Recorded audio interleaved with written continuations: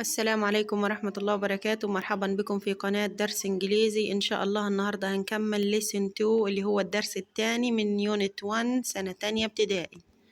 بسم الله الرحمن الرحيم. هنقرأ مع بعض، يا ريت ترددوا معايا.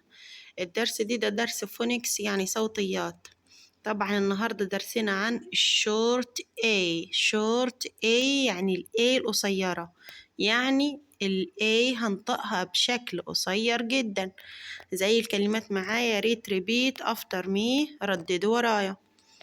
cat cat cat طبعا يعني قطة. hat hat يعني قبعة. fan fan مروحة. man man يعني رجل. هنقرأ مع بعض. cat hat fan man. الكلمات دي طبعا هي اللي حفظ عندنا في الدرس هنا، هي اللي حفظ لأن درسنا النهاردة بسيط إن شاء الله وقصير. cat hat fan man. cab cab cab طبعا اللي هي الكاب. map map خريطة. map يعني خريطة. هنا بيقول لي ينطق الشرط A مثل صوت أو الحرف ألف في اللغة العربية.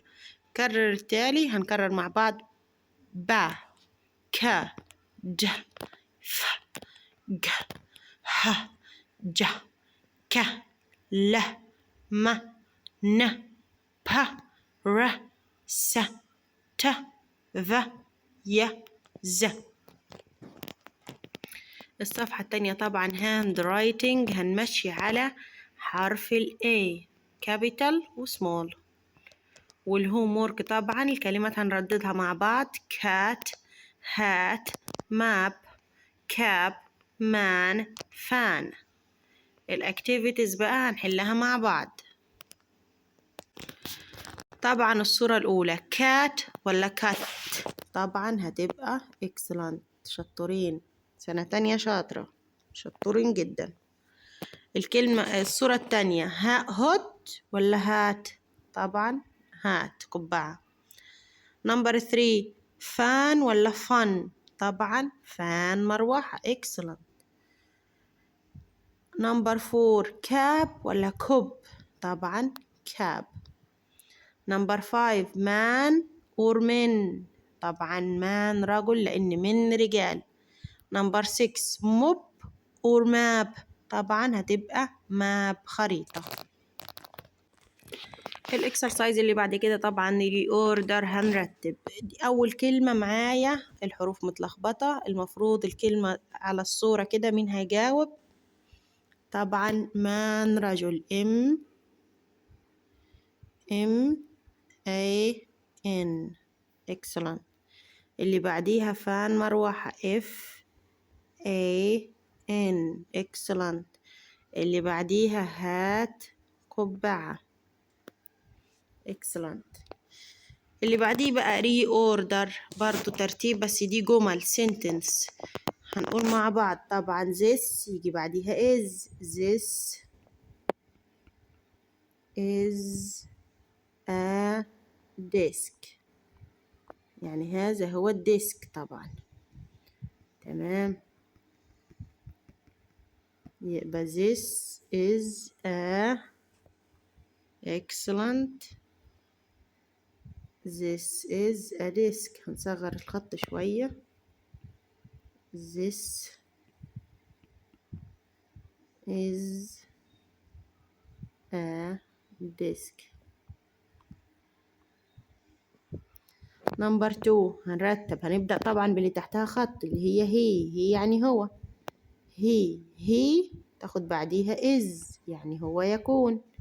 he is a طبعا بتجيلي قبل الأسماء a teacher يعني هو teacher يعني معلم excellent.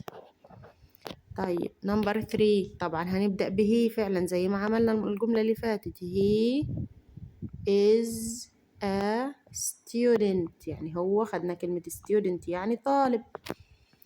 آخر واحدة رقم 4 this طبعا بيجي بعدها ايه is. this is a chair. chair خدناها الحصة اللي فاتت يعني كرسي.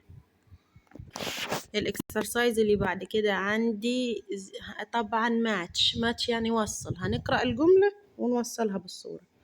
This is a cat. This is a cat يعني هذه قطة. الصورة رقم كام؟ ممتاز، رقم B. طيب that is a map. map خريطة. الصورة رقم كام؟ excellent C. This is a fan. هذه مروحة. يبقى رقم A. exercise number 4. look, read and write. بص أو انظر واقرأ واكتب. طبعا هنا man رجل. man هنوصلها عشان مفيش عشان الكتابة بتاخد مكان. man رجل. طيب رقم 2 طبعا ايه؟ map خريطة. طيب نمبر 3 كاب قبعة.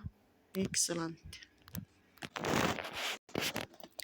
هنا طبعا بقى عندي آخر جزء اللي هو exercise number 6 write the missing letter. هنكتب الكلمات الناقصة في كل صورة. طبعا cat ناقصها حرف ال A. حرف ال A. fan يبقى ال N. excellent.